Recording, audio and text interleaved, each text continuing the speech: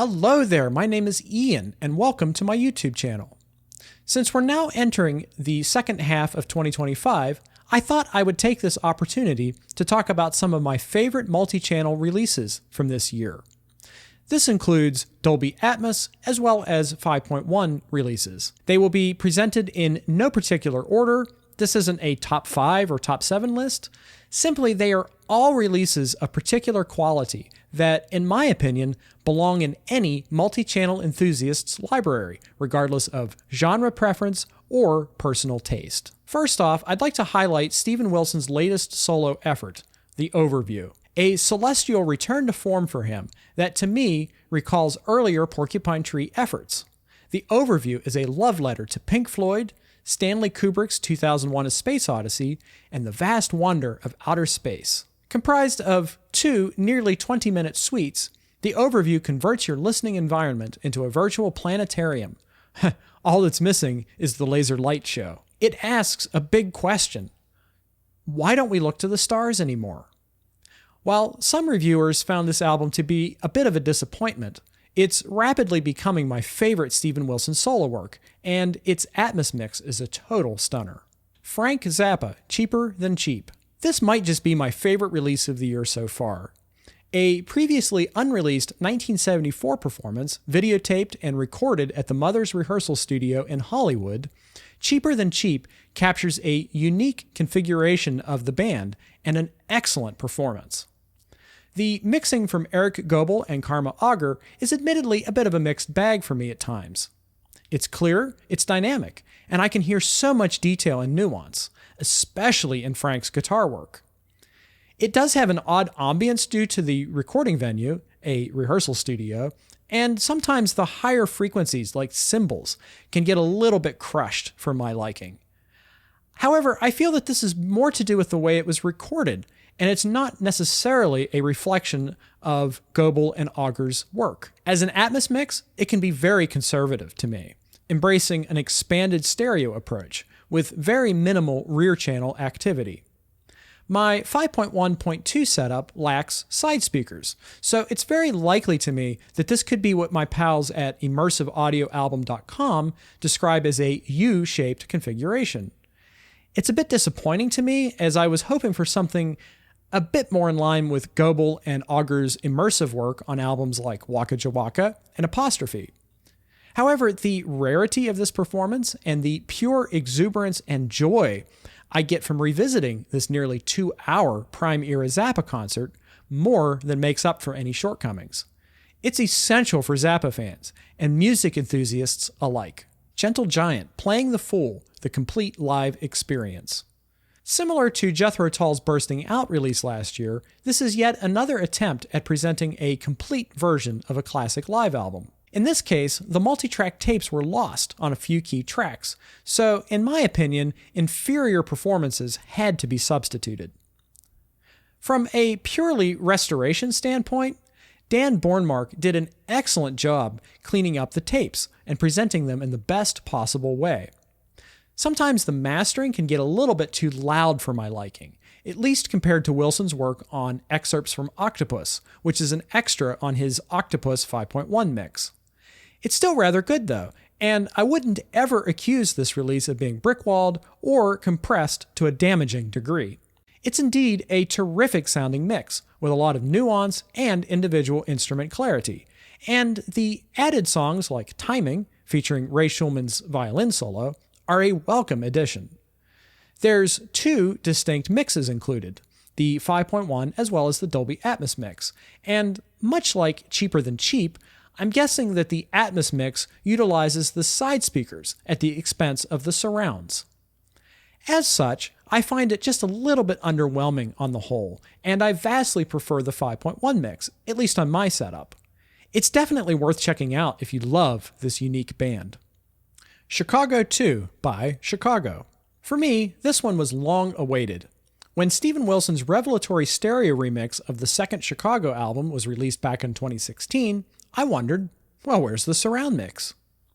Thankfully, Rhino Records have rectified this with the release of this standalone Blu-ray set, collecting the historic quad and 5.1 mixes next to Wilson's 2016 and 2025 mixes. This is an album that never sounded particularly great, and Steven Wilson's work has breathed new life into it. Much like his work on Avalon, this is one remix that justifies all Steven Wilson remixes to me. It's just that great. Musically, it's essential too, with incredible songs and elaborate full brass and rock band arrangements. This album captured a band on the rise, and yet we've never been able to hear them this clearly. Pink Floyd at Pompeii, 1972. Yet another strong contender for my favorite release of the year. The iconic Pink Floyd performance at the empty Coliseum in Pompeii gets a major audiovisual upgrade. With a fresh new 4K transfer from the original film elements and a robust new mix from Steven Wilson, Pink Floyd at Pompeii makes the old new yet again. Capturing the legendary band on the cusp of creating their masterpiece, The Dark Side of the Moon, the word epic falls short to describe the experience of watching Pink Floyd at Pompeii. What doesn't fall short is the audio presentation, which is hands down the best this material has ever sounded, in my opinion. I'd argue that this is now the best sounding early Floyd document available, period. There's 3 mixes included, stereo, 5.1, and Dolby Atmos, and 2 distinct presentations. You can watch the film with the interviews and studio footage, or simply watch the musical performances only if you choose. If you shut your screen off and play the latter, it's like having a new vintage Pink Floyd album in Multichannel. What's most impressive is how much Steven Wilson was able to do with so little. Pink Floyd at Pompeii was recorded to an 8-track console and submixed, so essentially Wilson had 4 mono tracks to work with, plus studio overdubs. You'd never know this from watching it because it feels completely immersive. Even Nick's tom-toms appear to travel left to right, which doesn't seem like it should be possible. Rick Wright's keyboards are warm and all-encompassing, and I don't think I've ever been able to hear Roger Waters' bass performances so clearly. Personally, I'm divided on if I prefer the Dolby Atmos mix or 5.1 mix. Both have their advantages. On the Atmos mix, I like the placement of Dave Gilmour's guitars in the heights, and I like how Roger's synth in the On the Run studio sequence is being panned all over the place. The 5.1 mix seems to have a little bit more power and punch to it, though the Atmos cranks up great. In my opinion, we're lucky to have both. Yes, close to the edge. The big question every time Steven Wilson goes back and updates an existing 5.1 mix is, can he improve upon it? With Close to the Edge, this was a near insurmountable feat. Not only was the original 5.1 mix of this crucial in my embracing the multi-channel format, it was crucial in my falling in love with this album. I'm a bit of a late bloomer with Yes, and Close to the Edge was one of the last prog rock classics I'd yet to fully embrace, but it was the original 2013-ish 5.1 mix that won me over. In the case of the Atmos mix and the big question, does it improve upon the 5.1? The answer is a resounding yes. It was always a bit of a cluttered mix, in my opinion, at least the CD that I had. And that was part of what made it so impenetrable to me. I couldn't really hear what the heck was going on in it. Wilson's treatments take what I thought was always a rather brittle and clustered sounding album and made it breathe. It has so much organic life to it in both of his mixes. As I said before, I don't have side speakers, but the addition of the heights is a huge game changer for this album. In addition to decluttering the fronts, it also allows me to hear a lot of the finer details and eyebrows in this album that make me love it even more. Close to the Edge is one of the best ever prog epics because of its format. It's a basic verse, chorus, bridge song formula, but spread out to 20-ish minutes. Check out the organ coming down from high during the I Get Up, I Get Down section. This is prog church, spiritual music, and the Atmos technology only enhances the experience. What more could you ask for? Another thing about this Atmos mix is that it finally uncovered the end of Siberian Kotru for me. The very, very end of the album. There is so much going on here, and the addition of the height speakers lifts that out so I can discern it with perfect clarity. For that alone, it is worth it to me. The only true drawback to this release is that it is locked in a big expensive box set with a vinyl record many people simply don't want. In this case though, I don't mind it. It's a beautiful package, and the vinyl, mastered by Bernie Grundman, actually sounds quite nice. I like the idea of these multi-format box sets personally, though the prospect of the inevitable Tales from Topographic Oceans one has me a little nervous about the price. Kraftwerk, Autobahn. So where do I even start with this one? Many of you may not know this band, but to the wider world of music, they are as important as the Beatles. Personally, I have always loved them. Kraftwerk are a German collective that bordered on an audio-visual art installation more than simply a band. Though tentatively connected to the krautrock or kosmisch scenes, Kraftwerk share comparatively little in common with the likes of Tangerine Dream or Can, though they do have some shared history with the band Neu! Autobahn is their fourth record, and the earliest available and readily in print.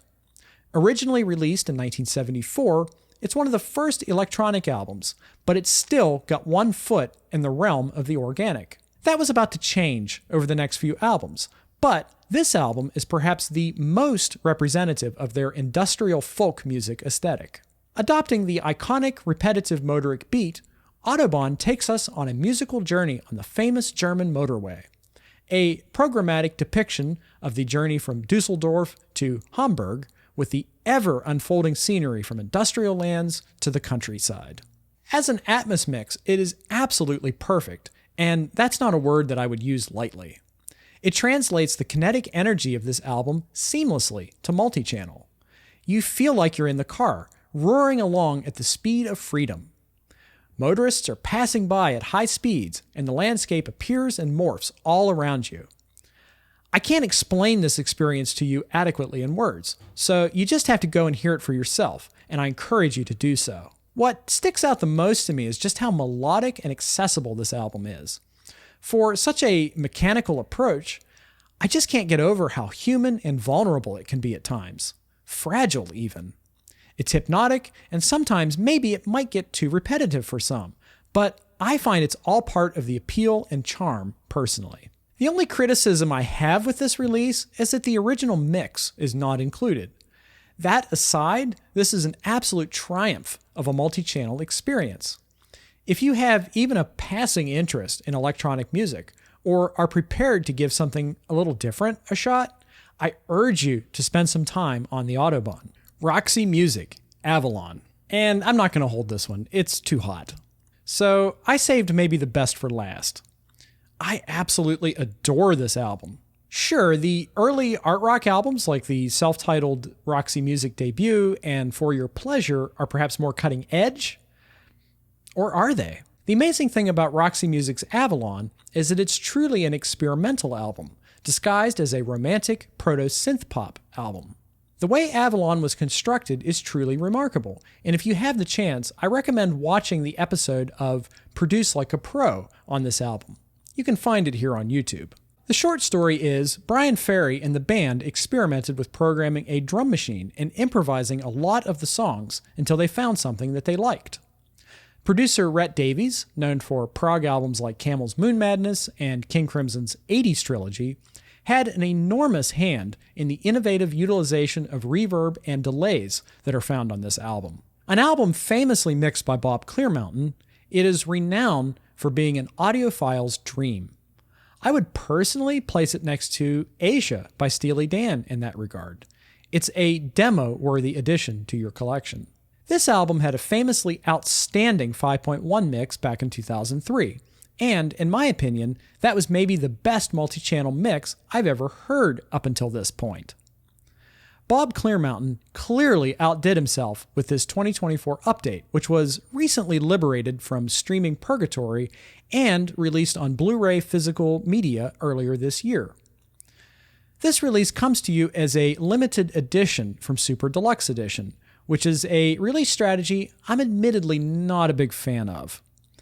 A mix this good should be widely available, but for now, it's only available from their website, which means it'll be necessary to import it if you live outside the UK. And yes, it is very expensive. Frustratingly, this release is also lacking the B-side, Always Unknowing, a wonderful cut that I actually prefer to one or two of the album tracks. Once this disc is in your hands, though, you're going to forget all about these shortcomings, because the Dolby Atmos mix itself is a thing of wonder and beauty. The drums roll and crack, the synths warmly embrace you from all around. Bryan Ferry's voice is close, up front and center, on near equal footing with the bass, while the dependable woodwinds of Andy Mackay cascade around. This is the soundtrack to cruising down the highway at 2 a.m. on a hot summer night. For instance, dig my favorite cut, Take a Chance with Me, a country noir that sounds right out of David Lynch's Roadhouse in Twin Peaks, complete with cutting and expressive guitar leads from Phil Manzanera. I just love the way this tune opens, with the dancing synths and drums echoing all around you, that at first seems a little random and slowly coalesces into the song proper. I adore this record, and the new mix is just perfect. It's more than a demo disc to me. It's a masterclass. So there you have it, my favorite multi-channel mixes of the year. Many of these are readily accessible on streaming, so go check them out and let me know your thoughts in the comments below. Additionally, what are some of your favorite multi-channel releases this year? Are there any that you look forward to? Don't forget to like the video and of course, subscribe to the channel. Soon, I plan to discuss my favorite multi-channel discs of all time. Joining me will be my friends Eric Kearns and Cody Brockway from Brockway's Vinyl Bites. Also coming in early July will be my reviews of Vandergraaf Generator's World Record and Camel's The Snow Goose, both coming from Esoteric Cherry Red Records. Also, make sure to stay tuned for my review of Still Living in the Past from Jethro Tull, which is coming out July 11th. The only way to make sure that you don't miss these or any other updates from me is to subscribe. Thank you, and till we meet again, see you later.